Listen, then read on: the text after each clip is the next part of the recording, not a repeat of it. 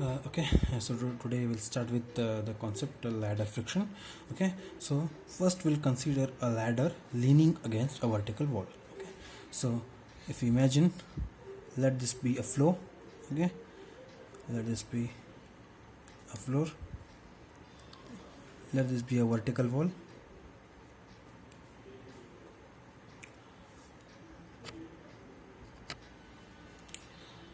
Okay, so let this be a ladder. Okay, leaning against a vertical wall, resting on the horizontal floor.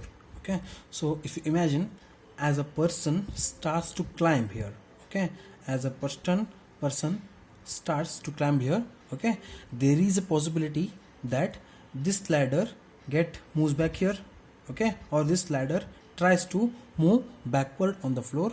On the same time as this ladder tries to move backward in the direction, then here it will move downward. Can you imagine, if a person starts to climb here, okay, then there is a possibility of this ladder getting moving in the backward direction. So as this moves in the backward direction, this moves in the downward direction. Okay, so movement here, so I will show you this.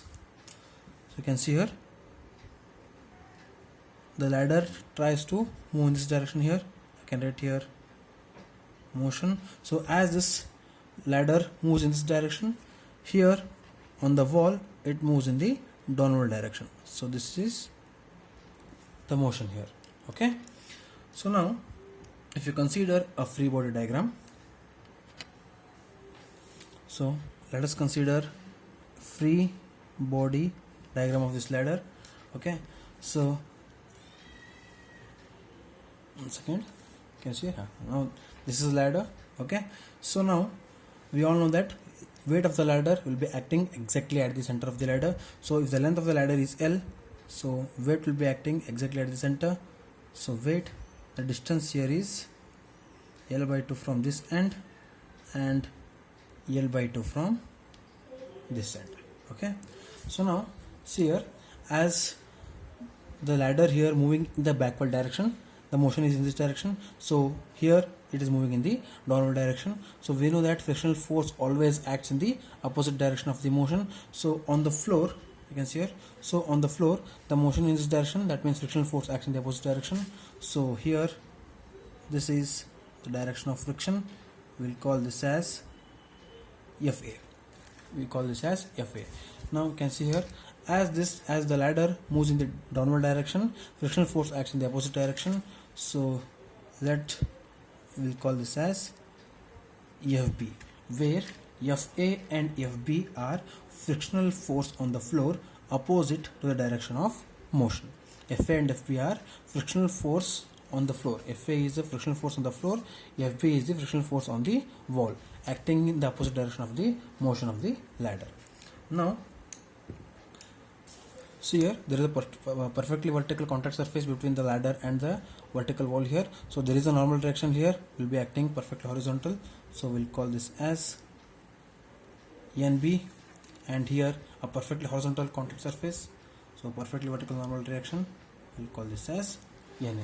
We'll call this as NA. So NA, NB are the normal reactions. NA, NB are the normal reaction on the floor and wall respectively, and FA and FB are frictional force on the floor and frictional force on the wall respectively. Okay, so this is a standard free body diagram. You can say this is a standard free body diagram for ladder friction. A standard free body diagram for ladder friction.